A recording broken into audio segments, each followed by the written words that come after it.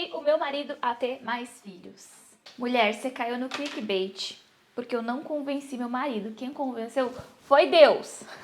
Mas eu preciso fazer esse vídeo porque eu sei que muitas mulheres têm desejos, têm sonhos em ter mais filhos e os maridos ali meio que traumatizaram ou vocês brigaram pós-parto, como foi o nosso caso, né? Então assim, quando eu tive o Ravi a primeira vez, a gente idealizou uma gestação e logo quando ele nasceu, caiu tudo por terra. Eu e o Edson, a gente brigou demais. Eu era bem controladora. Eu não queria que ele fosse pai. Eu queria que ele fosse a mãe postiça.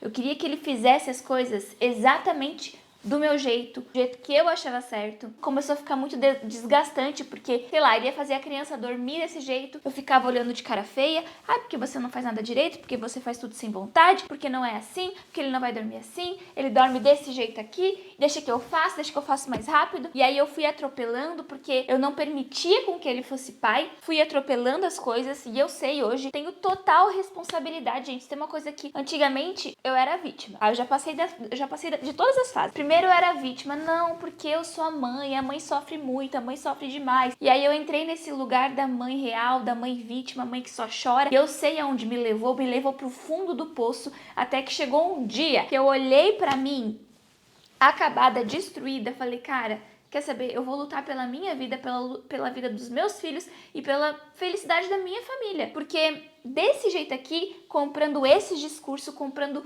tudo isso que o mundo tá tentando fazer, demonizando a maternidade, fazendo com que isso tudo se torne um peso pra mim. Isso, sério, gente, isso me levou pro buraco, sabe? E aí, teve um dia que me reergui como a fênix e comecei a entender qual que era a minha parcela de responsabilidade para aquilo que eu estava vivendo, porque a gente estava separando. E claro, quando a gente está vivendo a dor de separar, a gente sempre quer culpar o outro, a gente sempre quer mostrar que o outro faz isso na gente, que o outro causa na gente, a gente não consegue enxergar os nossos próprios defeitos. E a verdade é que nós temos defeitos, e quando você enxerga os seus defeitos, toma consciência de que você também erra, não no sentido de que, eu estou me culpando, eu preciso ficar dando chicotada nas minhas costas. Não, é simplesmente ter uma autorresponsabilidade, é olhar assim, cara, olha, não é que eu tenho parcela de responsabilidade sobre isso que eu tô vivendo? Então, quem sabe se eu mudar o que eu tô fazendo, a forma como eu falo, a forma como eu ajo dentro de casa, quem sabe o meu 50% não pode trazer algo de bom para os meus filhos, porque de verdade, gente,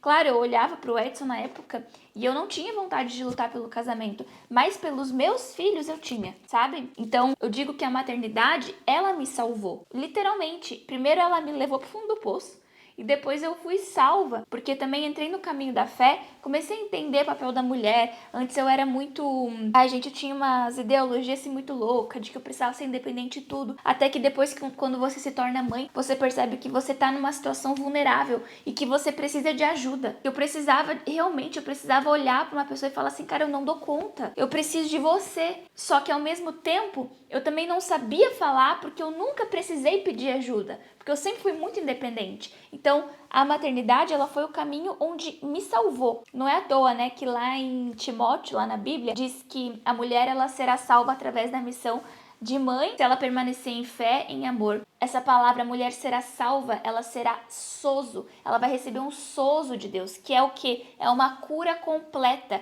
Não é só uma salvação que a gente pensa, ela vai pro céu. Não é isso. É uma salvação dela mesma. É um sozo, é uma cura, é um despertar, mas ela só consegue ter esse despertar, esse sozo, ela só consegue receber essa misericórdia, esse sozo, quando ela permanece em fé, em amor. E não é qualquer amor, é o amor ágape, né? Porque existem alguns tipos de amor. E o amor incondicional, que é o amor que Deus tem por nós, é o amor ágape, é o amor que transcende, é o amor que não depende do outro para eu amar. Eu não dependo de você fazer o bem pra mim pra eu fazer o bem pra você. Eu simplesmente faço o bem pra você porque eu tenho amor pra te dar. E eu só consigo derramar esse amor quando eu recebo o amor da fonte. E eu nem sei porque que a gente chegou nesse lugar aqui, porque não é a intenção do vídeo, mas talvez a palavra é pra alguém. Então, quando eu e o Edson, a gente teve as questões das crianças ali, então eu tive meu primeiro filho, A gente só brigava. 6 meses depois eu engravidei de novo da Maia, bem quando eu queria separar. E aí foi uma gestação da Maia, foi uma gestação muito difícil pra mim emocionalmente. Eu ainda não tava com esse entendimento todo. A Maia teve que nascer pra que aí sim eu fosse curada, eu fosse salva de mim mesma. E aí, depois que a gente viveu, né, toda a parte difícil, a gente começou a viver a parte boa do relacionamento, do casamento. Com as crianças, a gente começou a alinhar o papel do Edson, o papel da Amanda, o papel das crianças. E a gente se perdoou, né? Porque teve que haver muito choro, muita renúncia, muito perdão. E aí, depois de tudo isso, a gente não tinha mais vontade de ter filhos, justamente porque foi muito traumatizante, assim, pro relacionamento, pro casal, né? Tudo que a gente tinha passado, então, até aquele momento, a gente não tinha vontade de ter filhos. Mas depois que a gente entrou no caminho de Deus e tudo mais, foi nascendo uma vontade dentro de mim de ter filhos. Foi nascendo. O Edson não, o Edson queria fazer vasectomia. E aí eu lembro que eu olhava pro Edson e falava, amor, eu não sinto paz, sabe, de fazer vasectomia, porque eu acho que é uma decisão muito grande, sabe? Eu tenho ainda 10 anos para decidir se eu quero ter mais um filho ou não. E a gente, se você botar na balança a Amanda de 5 anos atrás, era uma Amanda totalmente diferente, uma Amanda com outra cabeça. Então, eu não sei o que vai ser daqui a 5 anos da minha vida, o que vai ser daqui a 10 anos da minha vida, para tomar uma decisão tão séria, sabe? De, não, agora nunca mais vou ter filhos. Então, eu não queria que a gente tivesse essa decisão naquele momento, sabe? Porque eu tinha 30 anos. Então, eu ainda tava naquela, não sei se eu quero, não sei se eu quero, não quero, não sei se eu quero. E aí, Deus começou a plantar uma vontade no meu coração de ter mais filho. E eu lembro muito bem que eu tive uma conversa muito séria com Deus. Falei, Senhor, olha só, o Senhor tá me mandando essa vontade. Só que eu não vou convencer o Edson. Eu não quero ficar na cabeça dele. Porque assim, a mulher ela tem um poder muito grande de convencimento, né? No homem. E você tá rindo aí falando, não, Amanda, eu não tenho. Tem sim, claro que tem. Você tem os teus meios de convencer teu marido a fazer as coisas que você quer. A gente vai induzindo, a gente fala com a fala mansa, no pé do ouvido, e faz isso, e faz carinho. E o homem cai, o homem vai, gente, eu sei que você tá rindo, mas é verdade, não é? Então eu teria esse poder de convencer o Edson e eu sei muito bem, sabe? Sei muito bem que eu conseguiria, né, conversando, mas eu não queria que fosse desse jeito, sabe? Eu lembro que há muito tempo atrás, eu lembro que eu vi uma blogueira, não lembro quem era, nem julgando essa pessoa, tá? Longe disso, mas eu lembro que ela fazia vários vídeos, né, convencendo meu marido a ter mais um filho. E eu olhava aqueles vídeos e falava, nossa, eu nunca vou querer viver isso. Por quê? Porque eu acho que ter mais um filho e ter crianças na família é uma decisão que tem que ser muito do casal. E eu acho que também esse desejo, ele tem que crescer muito mais no homem do que na mulher em si. Não que a gente não tenha o desejo, mas é que, entenda, o homem ele é mais racional, a mulher é mais emoção. Então a mulher, ela engravida, apesar de que a gente sente as dores, a gente passa os perrengues, mas nós somos emoção. Então a gente sente o bebê mexer, a gente já imagina o quartinho, a gente já imagina como vai ser, a gente vai idealizando tudo. E o homem, ele é mais razão, ele é mais racional, ele é mais pé no chão. E é importante a gente ter um marido mais razão mesmo do nosso lado. Pelo menos o meu é, né? E aí, como o homem ele tem essa coisa um pouco mais bruta de ser, é importante que ter mais um filho também nascesse dentro do coração dele. Pra mim isso era importante, porque qualquer briga que a gente tivesse, nunca ia rolar aquela conversa de não, mas você me convenceu, você que quis, você não sei o que lá. Não, nunca ia ter essa conversa, porque foi uma decisão de ambos. Apesar de que hoje eu acho que a gente não brigaria sobre esse tipo de situação, porque a gente já tá bem mais maduro do que antigamente. Mas era um desejo do meu coração, não queria convencer ele, mas eu tava desejando ter mais um filho. O que eu fiz? Conversei com o Senhor, falei, Deus, olha só, você plantou esse desejo no meu coração, agora você precisa plantar esse desejo no coração do Edson também, né? Se o Senhor fez em mim, faz nele. E eu comecei a pedir em oração, falei, planta esse desejo no coração dele quando for a hora certa, quando for a hora que o Senhor acha que a gente tem que ter filho. Também não queria dar datas e determinar coisas para Deus, jamais. Eu queria, assim, que fosse no momento certo, da vontade de Deus mesmo para nós. E eu comecei a orar. Então, não que eu orasse todos os dias sobre isso, mas de vez em quando eu botava em oração, Senhor, o Senhor botou em desejo no meu coração, então Espírito Santo entra no coração do Edson, convence ele. Depois de quase um ano, assim, sabe, de oração e conversando com Deus, de repente o Edson começou a falar pra mim, amor, e o terceiro filho? E mais um filho? E confesso que quando ele falou pra mim, eu já não tava preparada, eu falei, ai meu Deus, eu pedi.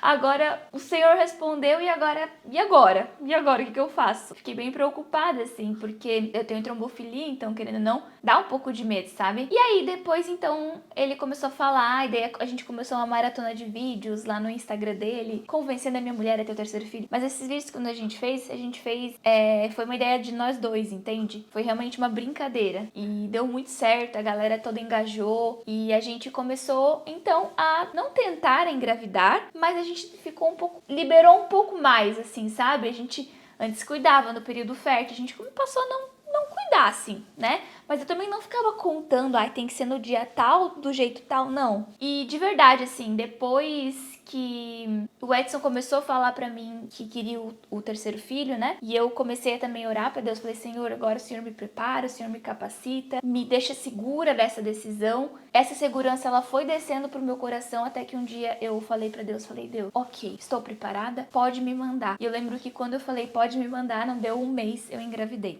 E isso é muito importante, né? A gente entender e obedecer, né, a Deus, principalmente. Pra mim, foi muito importante ser desse jeito também, porque como a Maia eu tive no susto, eu não queria mais viver esse susto de novo, sabe? Eu lembro que eu falava pra Deus, Senhor, a Maia foi uma bênção, mas eu não quero mais ter filhos desse jeito, sabe? Eu quero que um próximo filho, ele venha também de uma certeza dentro de mim, de uma vontade dentro de mim do Edson, sabe? Para que a gente esteja preparado para cuidar dessa criança. E foi exatamente do jeito que eu pedi. Só que levou um tempo, né? Foi um ano. Então, como que eu convenci o meu marido? Não foi eu, foi Deus. E esse vídeo é para te inspirar, mulher. Conversa com Deus. Fala, Senhor, coloca essa vontade no coração do meu marido. Coloca esse desejo dentro dele. Se o desejo está em mim, nós somos uma carne só. O Senhor também não deve, né? Mas o Senhor também pode colocar o desejo no coração dele para que ele, sabe? Ele entenda o valor da família. Vai orando e Deus vai preparando o seu marido também para que assim, quando vocês tenham o próximo filho, ambos vocês vão estar no mesmo patamar, sabe? De fé, de certeza, de direção. E isso que é importante. Nesse tempo todo que eu comecei no caminho com Deus, muitas pessoas sabem de como foi meu testemunho. Eu tive que abrir mão de muitas coisas, principalmente no meu trabalho, abrir mão do YouTube, abri mão de muitas coisas, mas eu lembro que Deus também abriu portas novas para mim, Ele me deu um curso. Então hoje eu tenho não é bem um curso, né?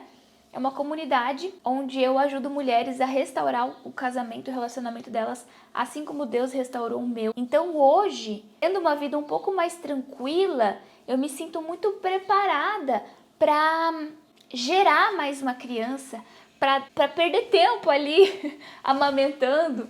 Que quando eu amamentava o Ravi, eu amamentava e falava, meu Deus, tem que trabalhar, eu não posso estar aqui, tô perdendo tempo, né? E hoje em dia eu já entendo que é o processo, que a mulher realmente tem que ficar ali 1 hora sentada com o bebê dando de mamar, que é nesse lugar que Deus quer que você esteja. Porque às vezes a gente acha que a gente tem que estar cumprindo uma função extraordinária numa empresa, uau, mulher de negócios, mas a verdade é que talvez o seu lugar hoje, na fase que você vive hoje, é realmente estar sentada, passando 1 hora, amamentando seu filho, dando leite, não que o amamentar não é só questão de dar o leite, né? Mas você dá amor, você dá a vida através do seu seio pro seu filho. Se você não amamenta, mas se você dá mamadeira, você faz teu filho dormir. Isso é extremamente importante na criação, na construção da criança, na construção das emoções. A gente sabe que a mãe, nos primeiros 2 anos da criança, é fundamental. Então, se o seu filho ali tá querendo só a mãe, você olha pro pai, você acha que o pai não tá cumprindo bem a função dele, mas é que a verdade é que nos 2 primeiros anos de vida, a criança realmente, ela quer só a mãe. A mãe vai ter sim uma demanda maior.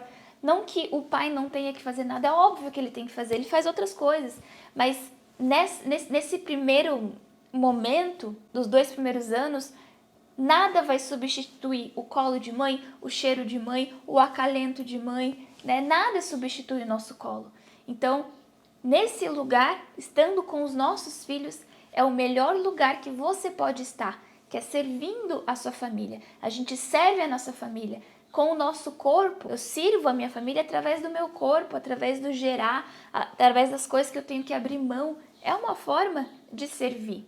E Jesus foi o maior exemplo de servir que a gente pode ter na vida. Então, a própria Bíblia diz, né, que o maior é o que serve. O maior é o menor.